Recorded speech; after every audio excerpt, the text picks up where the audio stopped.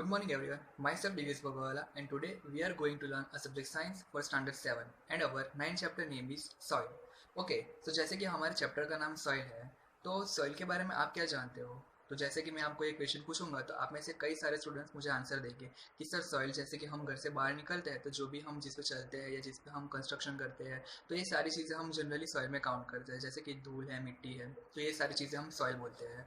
तो जैसे कि हमें पता है कि सॉइल है वो किसी भी प्लांट या ट्री को डेवलप होने में हेल्प करता है, जैसे कि उसको वाटर एंड न्यूट्रिशंस प्रोवाइड करता है। देन आफ्टर जो सॉइल है वो बहुत सारे लिविंग ऑर्गेनिज्म का हाउस भी है and one of the most important element of agriculture is soil, मतलब कि एग्रीकल्चर का बहुत ही अहम हिस्सा है सॉइल। एंड जो भी एग्रीकल्चर एक्टिविटीज़ होती है हमारी तो वो जनरली हमें सॉइल पे ही करनी रहती है। तो इस वजह से सॉइल हमारी लाइफ का बहुत ही इम्पॉर्टेंट और इनसेपरेटेबल पार्ट है। जैसे कि कभी रेन होती है तो उसकी जो फर्स्ट फ्रेगरेंस होती है वो बहुत ही रिफ्रेशिंग होती है और हम फील करते हैं कि जब भी रेन होती है तो जो सॉइल की स्मेल आती है वो बहुत ही रिफ्रेशिंग होती है। ओके, तो जैसे कि हमने स्टार्टिंग में बात की कि जैसे हमने बोला कि जो सॉइल है वो लिविंग ऑर्गेनिज्म की लाइफ का बहुत ही इंपॉर्टेंट हिस्सा रहा है। जैसे कि हम बात करें लिविंग ऑर्गेनिज्म की या अदर एनिमल्स की या तो फिर प्लांट्स की, तो ये सारे जो भी लिविंग ऑर्गेनिज्म है उनकी लाइफ का बहुत ही अहम हिस्सा रहा है सॉइल। तो हमारा नेक्स्ट जो टॉपिक है वो भी इसी के बेस पर है, that soil teeming with life, मतलब कि जो भी लाइफ है वो सॉइल के साथ जुड़ी हुई है कहीं ना कहीं। जैसे कि जब भी हम छोटे होते थे तो हम जनरली ऐसे बाहर खेलने जाते थे तो हम सॉइल से खेलते थे, ड्राई सॉइल से, या तो फिर अगर उसमें पानी हम डालेंगे तो जनरली हम उससे कुछ सेप क्रिएट कर पाते थे। तो ये भी एक हम इस तरह से सॉइल के साथ खेलते थे। एंड कई बार ऐसे रेनी सीजन में अगर हम ऐसे रोड साइड पे जाएंगे तो हमको सॉइल पे अर्थ वॉर्म चलते हुए दिखेंगे या तो फिर सॉइल में से अर्थ वॉर्म निकलते हुए दिखेंगे। तो इससे आपके माइंड में कुछ और भी ख्याल आएंगे कि क्या अर्थ वॉर्म के अलावा और कोई भी एनिमल्स या लिविंग ऑर्गेनिजम्स रहते हैं सॉइल के अंदर। ओके, तो चलिए उसको जानने के लिए हम एक एक्टिविटी करते हैं। उस एक्टिविटी में आपको करना क्या है कि डिफरेंट डिफरेंट जगह से आपको सॉइल के डिफरेंट डिफरेंट सैंपल्स कलेक्ट करने हैं। जैसे कि मैं बात करूँ तो आपको फर्स्ट सैंपल गार्डन से कलेक्ट करना है, सेकंड आपके कोई स्कूल में से, स्कूल का जो प्लेग्राउंड है वहाँ से भी आप कलेक्ट कर सकते हो। देन आफ्टर थर्ड आप आपके घर के जो रोड साइड एरिया है वहाँ से भी आप सॉइल का कोई सैंपल ले सकते हो। देन आफ्टर कहीं पे अगर कंस्ट्रक्शन चल रहा हो तो वहाँ पे भी जाके आप सॉइल का सैंपल ले सकते हो। अभी उस सैंपल में आपको चेक करना है कि उसमें आपको कौन सी चीज़ें दिखती है, जैसे कि कौन सा लिविंग ऑर्गेनिज्म है और कौन सी चीज़ है। जैसे कि हम गार्डन की बात करें तो गार्डन की सॉइल में हमें जनरली ग्रास और ये सारी चीज़ें हमें जनरली दिखने को मिलती है। एंड लिविंग ऑर्गेनिज्म की बात करें तो एंट दिखेगी। तो वैसे अगर हम कंस्ट्रक्शन साइट की अगर सॉइल आएंगे तो हम जनरली उसमें देख पाएंगे कि उसमें एग्रीगेट्स है, देन आफ्टर सीमेंट है, तो ये सारी चीज़ें देखने को मिलेगी। फिर हम बात करें हमारे घर के साइड की जो भी सॉइल सैंपल है तो अगर उसको हम ऑब्जर्व करेंगे तो उसमें हम जनरली देख पाएंगे कि जो भी चींटी है या तो फिर ऐसे कोई एनिमल, जैसे कि हमने बात की एंट, तो वैसे बहुत सारे कुछ लिविंग ऑर्गेनिजम्स उसमें हम हमें देखने को मिल सकते हैं। ओके, तो अभी हम बात करते हैं प्लास्टिक एंड पॉलीथीन बैग्स की। तो ये ऐसी चीज़ें हैं जो जनरली जो सॉइल है हमारी उसको पॉल्यूट करते हैं एंड उसके साथ साथ जो सॉइल में रहे हुए जो लिविंग ऑर्गेनिज्म है उसके लिए भी हार्मफुल है। इसीलिए जनरली हमारे कंट्री में एंड एनी अदर कंट्री में भी पॉलीथीन बैग्स एंड प्लास्टिक को बैन किया गया है। एंड हम बात करें दूसरे पॉल्यूटेंट्स की, जैसे कि प्लास्टिक है, पॉलीथीन बैग्स है, देन आफ्टर जो ऐसे प्लास्टिक का वेस्ट है, पेस्टिसाइड्स वेस्ट है, तो ऐसी चीज़ें जो है वो सॉइल को पॉल्यूट करते हैं। इसीलिए उसको सॉइल में रिलीज करने से पहले ट्रीट किया जाता है एंड देन आफ्टर वो ट्रीट किया हुई जो भी चीज़ें हैं उसी को ही हम सॉइल में रिलीज कर सकते हैं। एंड पेस्टिसाइड का यूज़ भी हमें मिनिमाइज करना चाहिए। ओके, तो नाउ अब हम बात करते हैं सॉइल प्रोफाइल की। जैसे कि हमारा नेक्स्ट टॉपिक का नाम ही है सॉइल प्रोफाइल। तो उसमें हम देखेंगे कि सॉइल जो होती है वो एक लेयर वाइज अरेंज होती है हमारे अर्थ के अंदर। तो जैसे कि वो चीज़ जानने के लिए हम एक एक्टिविटी करते हैं। आपको उस एक्टिविटी में करना क्या है कि एक ग्लास का कंटेनर लेना है पानी से भरा हुआ। देन आफ्टर आपको उसमें 2 टेबल स्पून ऑफ सॉइल आपको उसमें ऐड करनी है एंड एक स्टिक से उसमें मिक्स कर देनी है जब तक कि वो सारी सॉइल उसमें डिजोल्व ना हो जाए। अभी आपको क्या करना है कि वो जो कंटेनर है उसको अनडिस्टर्ब थोड़े टाइम के लिए आपको रहने देना है एंड आफ्टर सम टाइम आपको अगेन आना है और उसको एनालाइज करना है। तो जब आप आओगे तो आप एनालाइज कर पाओगे कि वो जो आप अंदर जो भी वो कंटेनर था उसके उसके अंदर आप लेयर देख पाओगे।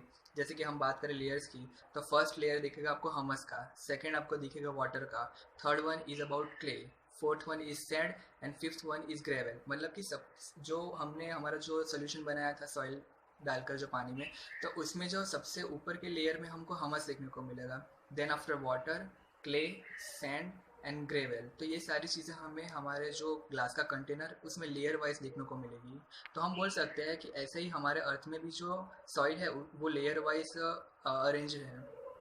कि हमने फर्स्ट लेयर की बात की हमस की, तो हमस क्या है? तो रोटिंग डेड मैटर है। मतलब कि हम बात करें तो जो ड्राई लीव्स है या जो ड्राई ऑर्गेनिक मैटर है वो जो भी ऊपर के लेयर पे है उसको हम हमस बोल सकते हैं। ओके, सो अभी हम बात करते हैं कि सॉइल जो है तो सॉइल फॉर्म कैसे होती है। तो सॉइल फॉर्म होती है ब्रेकिंग डाउन ऑफ रॉक। मतलब कि जो रॉक होते हैं तो वो डिफरेंट टाइप्स के कंपोनेंट से ब्रेक होते हैं। जैसे कि हम बात करें wind, then after water, climate को, इस वजह से जो बड़े बड़े रॉक होते हैं वो ब्रेक डाउन होकर सॉइल फॉर्म करते हैं और इस प्रोसेस को वेदरिंग कहते हैं। Okay, so we can say that the soil is formed by the breaking down of the rock by the action of wind, water and climate, and this process is called weathering.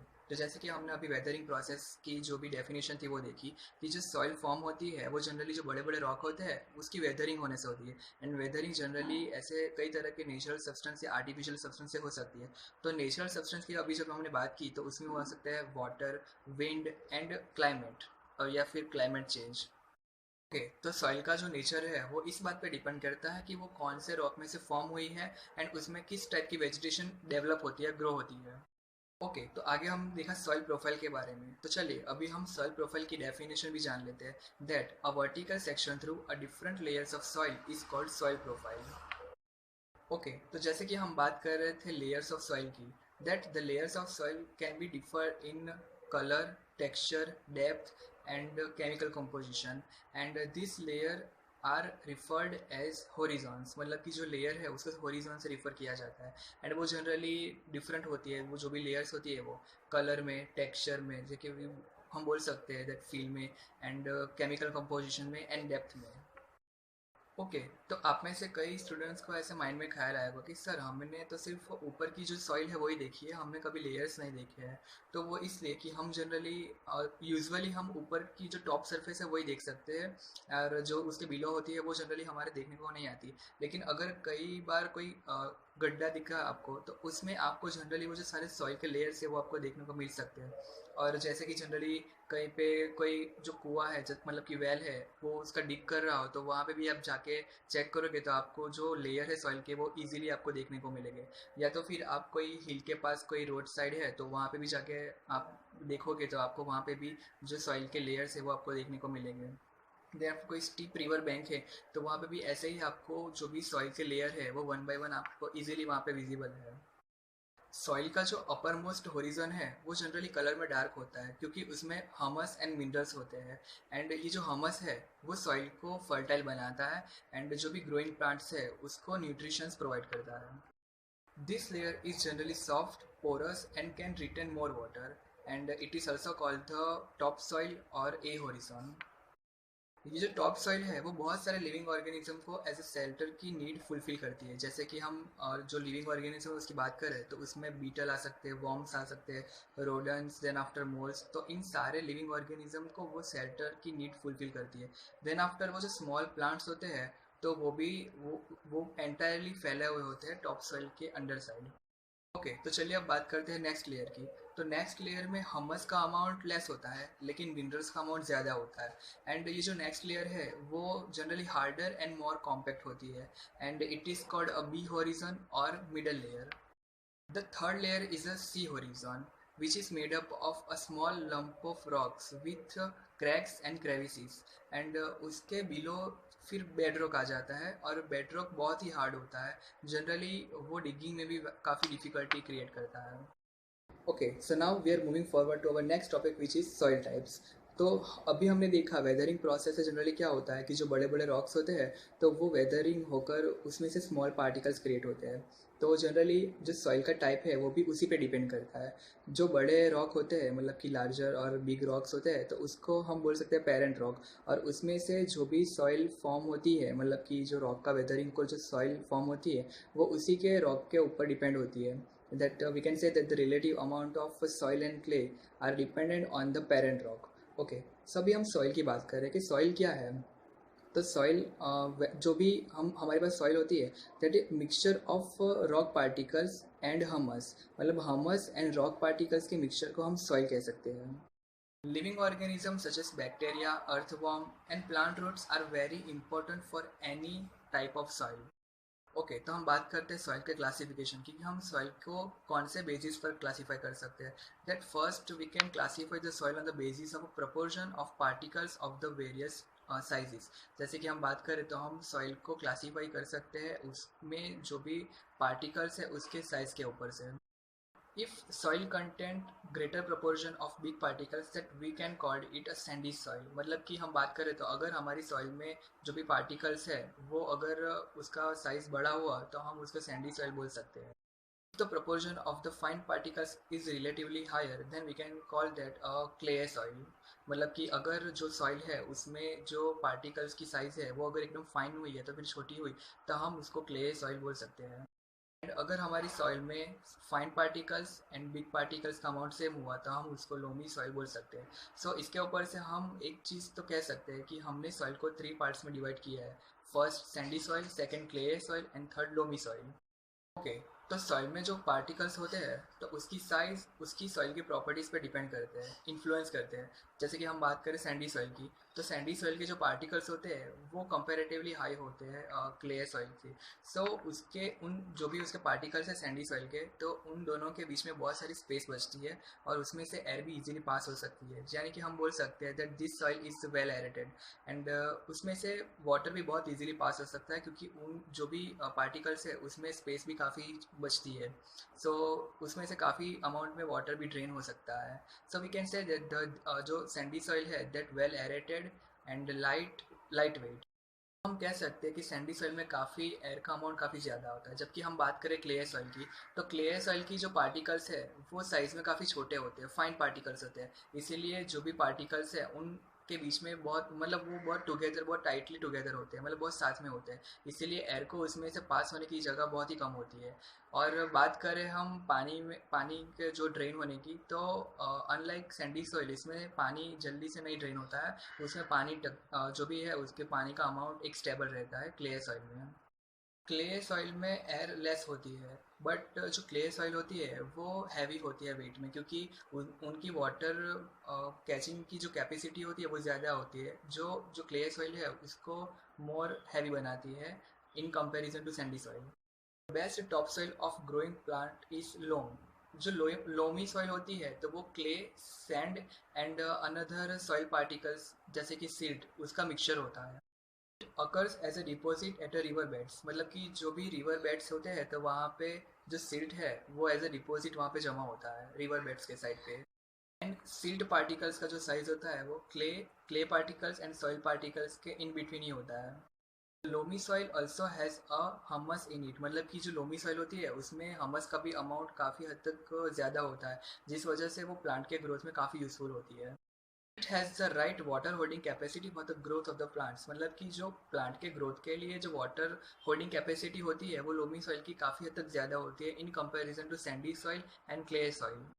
Okay तो ये सारी 3 soil की properties को जानने के लिए हम एक एक्टिविटी करते हैं. उस एक्टिविटी में आपको करना क्या है कि जो तीनों टाइप की जो सॉइल है clay soil, sandy soil and loamy soil वो सारे क्ले के आपको सैंपल्स कलेक्ट करने हैं. देन आफ्टर उसमें थोड़ा सा आपको पानी ऐड करके उसको हम रोल कर सके बॉल के शेप में उतना आपको बनाना है. बट एट द टाइम उसको स्टिकी नहीं बनाना है. आपको थोड़ा सा ही वाटर आपको ऐड करना है जिससे हम एक शेप क्रिएट कर सकें.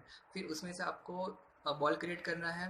देन आफ्टर आपको सिलेंडर क्रिएट करना है और उसमें से आपको रिंग क्रिएट करनी है. एंड आपको उसमें से ऑब्जर्व करना है कि कौन सी सॉइल में से आप अच्छे से और इजीली विदाउट कोई प्रॉब्लम आप जो भी शेप है वो गेन कर पाते हैं. एंड इस पे से आप कह सकते हैं कि कौन सी सॉइल है वो जनरली पॉट्स है और जो भी क्ले के बर्तन है ये सारी चीज़ें बनाने के लिए इजीली हमें यूज़फुल हो सकती है. ओके तो जैसे कि आप इस फिगर में देख सकते हो कि आपको यहाँ पे first of all first layer, second layer, third layer and fourth layer दिख रहा है. तो ये जो फर्स्ट लेयर है वो ए होरिजन है. जैसे कि हमने ए होरिजन में बात की थी कि ए होरिजन में जनरली हमस एंड मिनरल्स ज़्यादा होते हैं, वो सॉफ्ट होती है एंड जो भी ग्रोइंग प्लांट्स के लिए वो काफ़ी इजीली अवेलेबल होती है. मतलब कि जो टॉप सॉइल होती है वो ये होती है ए होरिजन वाली. देन आफ्टर हम बात करें बी होरिजन के जो which is called as a middle layer. तो वो soil generally hard and compact होती है, उसमें हमस तो काफ़ी अमाउंट में नहीं होता है लेकिन मिनरल्स काफ़ी ज़्यादा अमाउंट में होता है। देन आफ्टर हम यहाँ पे देख रहे हैं सी होरिजन। तो ही सी होरिजन में जनरली जो रॉक के बड़े स्मॉल लम्प्स होते हैं विथ क्रैक्स एंड क्रेविसीज, तो ये जो भी होती है चीज़ वो सी होरिजन में होती है, जो आप यहाँ पे देख पा रहे हो फिगर में। एंड देन आफ्टर आप उसके नीचे देखोगे bed rock which is very hard for digging, and ये काफ़ी हार्ड होते हैं, इसीलिए हम इसके जो सी होरिजोन है इसके नीचे की साइड हम डिग नहीं कर सकते। Okay, so now we are moving forward to our next topic which is properties of soil. जैसे कि हम बात करें, अभी हमने एक्टिविटी में देखा कि हमने जो सॉइल थे डिफरेंट टाइप्स की, उसमें पानी ऐड कर डिफरेंट टाइप के शेप बनाने की हमने देखा कि कौन सी सॉइल इजीली हमारे यूज़ में आती है। तो वैसे अभी हम आगे भी और भी एक्टिविटीज़ करते हैं ताकि हमें उसकी कैरेक्टरिस्टिक के बारे में भी हम ज़्यादा जान सकें। ओके, तो अब हम बात करते हैं सॉइल की first property which is percolation rate of water in soil. तो उसमें आपको एक एक्टिविटी करनी है। उस एक्टिविटी में आपको करना क्या है कि आपको 2 बॉटल रहनी है और उसमें सेम अमाउंट का पानी भरना है। अभी आपको एक बॉटल को आपका जो हाउस है उसके फ्लोर पर डालना है, एंड सेकंड जो आपके पास बॉटल है पानी की, तो उसको आपको जो रोड साइड है, कच्ची रोड होती है मिट्टी वाली, तो उस पर आपको वो पानी डालना है। तो आफ्टर दिस आप ऑब्जर्व करोगे कि आपने जो आपके फ्लोर पे वो पानी डाला है, तो वो जनरली उसमें ऑब्जर्व नहीं होता है और वो फॉल ऑफ हो जाता है, मतलब कि वहाँ से चला जाता है वो, उसमें जो भी आपका फ्लोर है उसमें एब्जॉर्व नहीं होता है। लेकिन हम बात कर रहे हैं जो कच्ची, जो रोड साइड कच्ची रोड थी, तो उस पर हमने पानी डाला तो वो सारा पानी एब्जॉर्व हो गया। तो इससे हम कह सकते हैं कि जो रोड साइड की जो मिट्टी थी, मतलब जो कच्ची रोड थी, तो उसका एब्जॉर्ब जो पर्कोलेशन रेट है वाटर का वो ज़्यादा था इन कंपैरिजन जो हमारे हाउस का फ्लोर है उससे। ओके, तो इस बात को हम ज़्यादा डिटेल में समझने के लिए एक एक्टिविटी करते हैं। उस एक्टिविटी में आपको करना क्या है कि आपको तीन टीम बनानी है, A B and C. And आपको आपके पास सॉइल का जो सैंपल है वो तो अवेलेबल रहेगा ही। अभी आपको क्या करना है कि एक पाइप लेनी है, प्लास्टिक की या किसी भी मतलब पीवीसी की पाइप आप ले सकते हो, जिसका डायामीटर 5 सेंटीमीटर हो और जिसकी लेंथ 20 सेंटीमीटर हो। अभी आपको वो पाइप को, जो आपका सॉइल सैंपल है जहाँ पे आपको वो एक्टिविटी करनी है, उस सॉइल सैंपल में 2 सेंटीमीटर डेप्थ में आपको उसको डालना है। देन आफ्टर आपको क्या करना है कि उसमें 200 ml वाटर डालना है। अगर आपके पास 200 ml मेज़र करने के लिए कोई चीज़ नहीं है तो आप 200 ml की कोई भी कोल्ड ड्रिंक की बोतल भी ले सकते हो जिससे आप मेज़र कर सको। लेकिन आपको एक बात का ख्याल रखना है कि आप तीनों टीम को सेम पाइप लेनी है, same diameter and same length वाली पाइप लेनी है, सेम अमाउंट का वाटर भी लेना है। और इससे आपको देखना है कि कौन सी जो सॉइल है उसका पर्कुलेशन रेट ज़्यादा है, इसीलिए हमने सारी चीज़ों को सेम लेना है। अभी आपको क्या करना है कि जो अपने पाइप 2 सेंटीमीटर जो अर्थ है सॉइल में अंदर आपने डाली थी, तो उसमें आपको ऊपर से धीरे धीरे 200 ml वाटर आपको डालना है। बट आपको टाइम नोट करना है कि कब आपने स्टार्ट किया पानी डालना और कब तक पूरा पानी, वो जो पूरी सॉइल है उसमें एब्जॉर्ब हो गया। जैसे कि अभी हम बात कर रहे थे, तो जो ए टीम है उसने पानी डालना स्टार्ट किया 5 मिनट पे, मतलब कि आप स्टार्टिंग में स्टार्ट किया तो 5 मिनट में सारा पानी एब्जॉर्ब हो गया। तो बी टीम को मे बी 10 मिनट्स भी हो सकती है एंड सी टीम को 20 मिनट्स भी हो सकती है। मतलब सारी टीम का जो आंसर है वो वेरी हो सकता है, लेकिन आपको क्या करना है, सारा सैंपल्स अलग अलग लेना है, सारे एक ही जगह पे नहीं करने हैं। अगर आप एक ही जगह पे करोगे तो सारे सैंपल्स के आंसर बहुत ही नज़दीक आएंगे, इसीलिए आपको डिफरेंट डिफरेंट सॉइल सैंपल पे ये एक्टिविटी करनी है। और आपको एक चीज़ और ध्यान रखनी है कि पानी जो आप डाल रहे हो तो वो स्पिल ओवर नहीं होना चाहिए और ना ही जो पाइप है उसके साइड में से बाहर फ्लो होना चाहिए। वो जितना भी पानी आपने डाला है 200 ml, वो पूरा जो सॉइल के अंदर पूरा पर्कोलेट हो जाना चाहिए, जिससे हमें जो पर्कोलेशन रेट है सॉइल का वो हमें मिल सके। ओके, तो पर्कोलेशन रेट मेजर करने के लिए हमारे पास एक फॉर्मूला है। जैसे कि हम बात करें फॉर्मूला की, which is percolation rate is equal to amount of water upon percolation time. मतलब कि आपने कितना अमाउंट पानी कितने टाइम में पोर किया जिससे हमें वो पर्टिकुलर सॉइल का पर्कोलेशन टाइम मिल सकता है, पर्कोलेशन रेट मिल सकता है।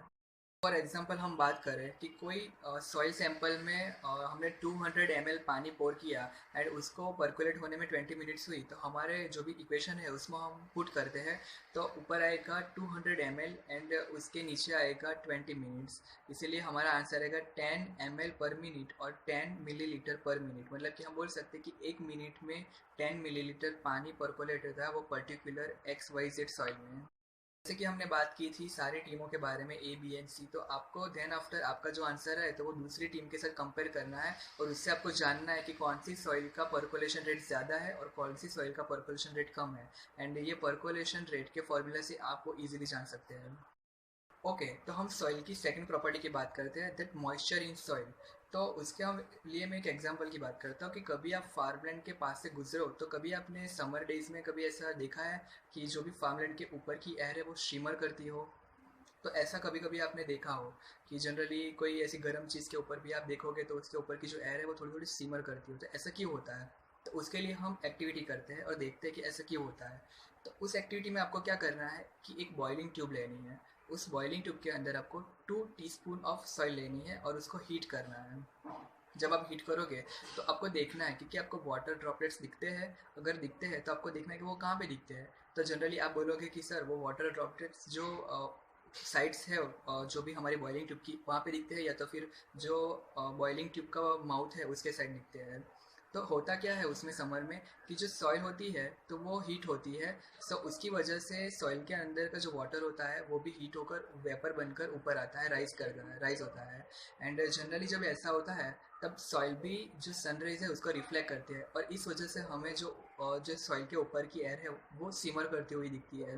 और इसी वजह से हमको कई बार ऐसा एक्सपीरियंस होता है कि जब भी समर डेज मतलब बहुत हॉट डेज होते हैं तो हम ऐसी जो सरफेस के ऊपर देखेंगे जो एयर है वो हमें सिमर करती हुई नज़र आती है। वो इसी वजह से कि जो भी वाटर ड्रॉपलेट्स होते हैं, वाटर वेपर होती है, उसमें से जो भी सन रेज रिफ्लेक्ट होते हैं, इसीलिए हमें ऐसा दिखता है कि जो एयर है वो सिमर कर रही है।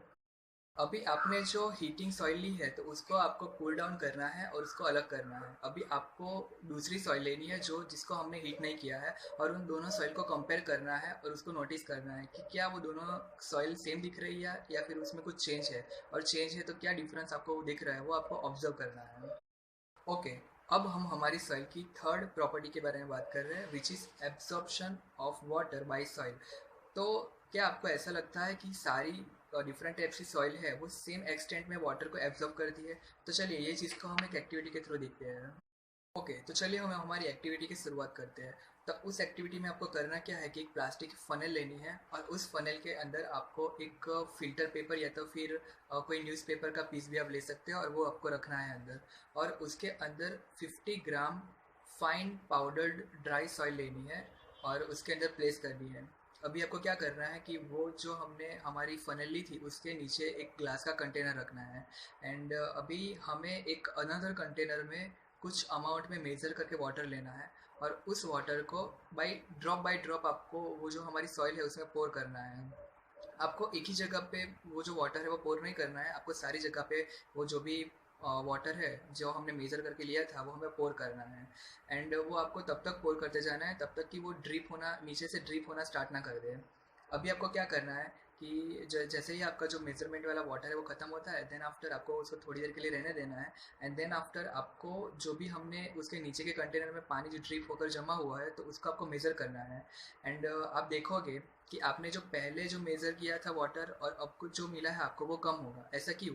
क्योंकि कुछ हद तक जो वाटर होता है वो जो सॉइल है, फनल में सॉइल थी उसमें रिटेन हो जाता है, और इससे हमें पता चलता है कि सॉइल की रिटेनिंग कैपेसिटी कितनी है वाटर की।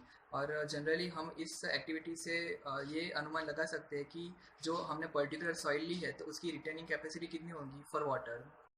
ओके, तो जैसे कि अभी हमने हमारी एक्टिविटी के बारे में देखा कि आपको पहले तो क्या करना है कि ये जो प्लास्टिक की फ़नल है, देखो आप यहाँ पे देख पा रहे हो प्लास्टिक की फ़नल है वो लेनी है। उसके अंदर आपको फ़िल्टर पेपर ऐसे यहाँ पे आपको फिगर में दिख रहा है वैसा आपको प्लेस करना है। अगर आपके पास फ़िल्टर पेपर अवेलेबल नहीं है तो आप न्यूज़पेपर का भी पीस ले सकते हो।